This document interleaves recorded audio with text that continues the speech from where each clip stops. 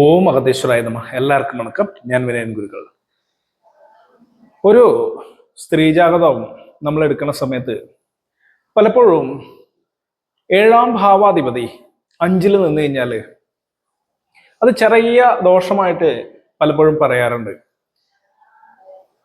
അപ്പൊ ഇത് പ്രണയമായിരിക്കോ, അല്ലെങ്കിൽ വിദ്യാഭ്യാസമായിരിക്കോ, അല്ലെങ്കിൽ സമൂഹത്തില് വിലയെ നൽകുന്നതാണോ എന്നൊക്കെ തരംതിരിച്ച് എങ്ങനെ അറിയാൻ പറ്റും? ഈ കാര്യങ്ങളാണ് നമ്മൾ ഈ വീഡിയോയിൽ ചെറുതായിട്ടൊന്ന് നോക്കാൻ പോണത്. അപ്പോൾ ഫസ്റ്റ് ടൈമാണ് ഈ ചാനൽ കാണണമെങ്കിൽ ഈ ചാനലിൽ 400-ലധികം വീഡിയോകളുണ്ട്.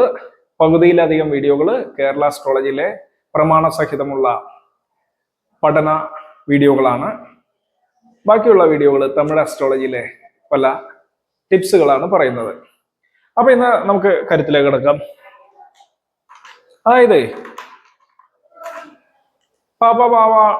ഈ നമ്മൾ പാപത്വം നോക്കുന്ന സമയത്ത് ജാതകങ്ങൾ പൊരുത്തം നോക്കുമ്പോഴും എടുക്കുന്ന ഒരു പ്രമാണമാണ്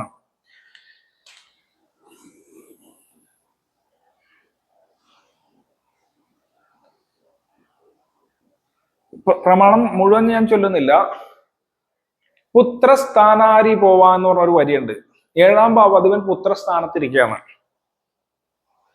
അരിഭവനമാന്തിരാരീശ്വരോ നിജസ്റ്റാമരാടിയ മധുമകഥസിത പാപസമിത്ത ശുക്ര എന്ന് പറഞ്ഞ ആദ്യത്തെ ഭാവം ഞാൻ വിട്ടിട്ടാണ് ചൊല്ലിയേക്കണത്.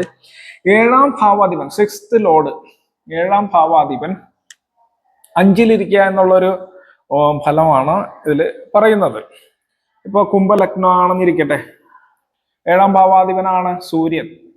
ഇവിടെ ഉള്ള ഒറിജിനല് ഇരിക്കുന്നത് 5-ലാണ്, ബുധന്റെ ക്ഷേത്രത്തിലാണ്. അപ്പൊ 5th ഹൗസ്. ഈ പൊരുത്തം നോക്കുന്ന സമയത്ത് ഇത് എടുക്കണമെന്ന് പറയുന്നത് എന്തുകൊണ്ടാ എന്ന് വെച്ച് കഴിഞ്ഞാൽ, ഇത് 7-ാം ഭാവാധിപൻ 5-ൽ എന്ന് പറഞ്ഞാൽ എന്താ വിഷയം എന്ന് പറഞ്ഞാൽ 5th ഹൗസിന്റെ പ്രത്യേകത. 5th house is the house of love എന്ന് വേണമെങ്കിൽ പറയാം, ഹൗസ് ഓഫ് മൈൻഡ് എന്ന് പറയാം. പ്രജ്ഞാമേധ പ്രതിഭ വിവേകശക്തി പുരാതനം പുണ്യം മന്ത്രാമാത്യസ്തനുജ പഞ്ചമത സൗമനസ്യ വിചിന്യം എന്ന് പറയുന്ന സമയത്ത് ഇതില് മൈൻഡ് പെട്ടെന്ന് ഓർക്കാൻ വേണ്ടി സോഷ്യൽ ലൈഫ് എടുക്കുക. അതേപോലെ ഒരു സംഭവമാണ് ലവ്. അപ്പോ 7th Lord in 5th house എടുത്ത് കഴിഞ്ഞു കഴിഞ്ഞാല്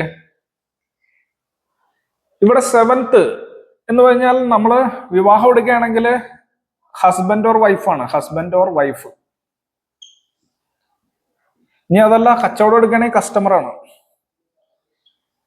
ബിസിനസ് എടുക്കുകയാണെങ്കിൽ ക്ലയന്റ് ആണ്.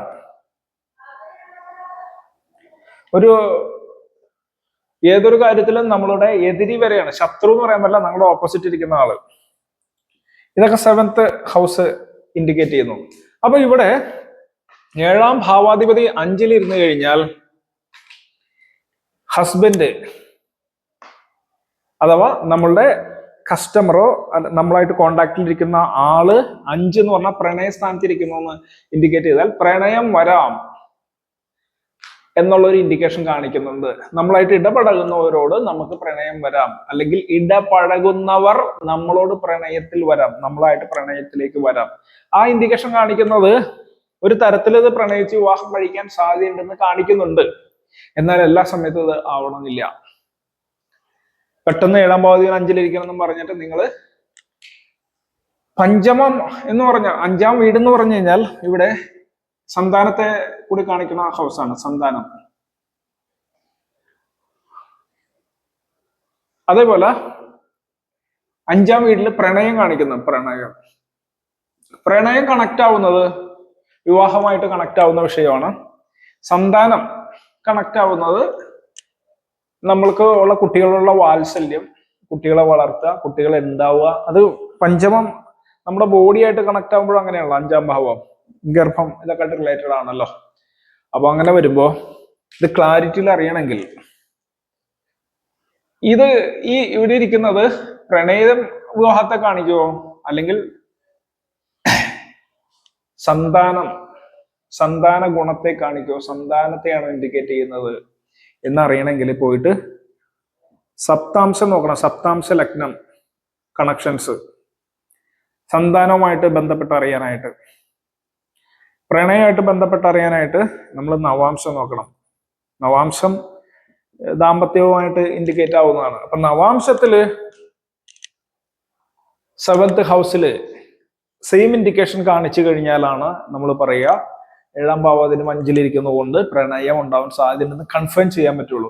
അപ്പൊ പലരും ചോദിക്കണേ 7ാം ഭാവത്തിന് 5-ലിരിക്കുന്നുണ്ടല്ലോ, പാപത്വമാണല്ലോ. ഒന്ന് പാപത്വം എന്നുള്ള രീതിയിൽ എടുക്കേണ്ട ആവശ്യമില്ല, അങ്ങനെ എടുക്കേണ്ട ആവശ്യമില്ല. അങ്ങനെ എടുക്കണമെങ്കിൽ അതുകൊണ്ടാണ് വിവാഹത്തിന്റെ നോക്കുമ്പോൾ നവാംശം കൂടി കൂട്ടി നോക്കുന്നത്.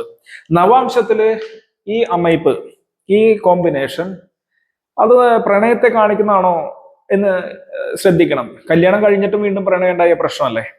അതുകൊണ്ടാണ് നവാംശം ഈ 7th ഹൗസിന്, അതായത് 7ാം ഭാവത്തെ നമ്മൾ നോക്കുന്ന സമയത്ത്, വിവാഹത്തെ നോക്കുന്ന സമയത്ത് വളരെ ഇമ്പോർട്ടൻ്റ് ആണെന്ന് പറയുന്നത്.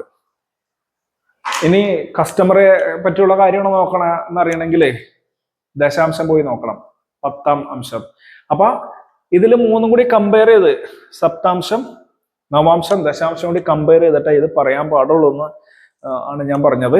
ഇതൊരു ഇൻഡിക്കേഷൻ ആണെങ്കിലും അത് കൺഫേംഡ് അല്ല എന്നുള്ളത് കൂടി പറഞ്ഞിട്ട് നിർത്തിയാണ്. ഇതൊരാൾ ഡൗട്ട് ചോദിച്ചുകൊണ്ടാണ് ക്ലാരിറ്റിയിൽ ഇട്ടത്. അപ്പൊ അതുകൊണ്ട് ഇതൊക്കെ ഇങ്ങനെയുണ്ടെന്ന് പറഞ്ഞിട്ട് അയ്യോ മക്കൾ പ്രേമിച്ച് തന്നെ കിട്ടുമോ എന്നുള്ള പേടിയൊന്നും വേണ്ട. അത് അതിൽ പോയി നോക്കിയിട്ട് അതിൽ ആ ഇൻഡിക്കേഷൻസ് കാണിക്കണമെങ്കിൽ മാത്രമേ അതിനുള്ള സാധ്യത വരത്തുള്ളൂ.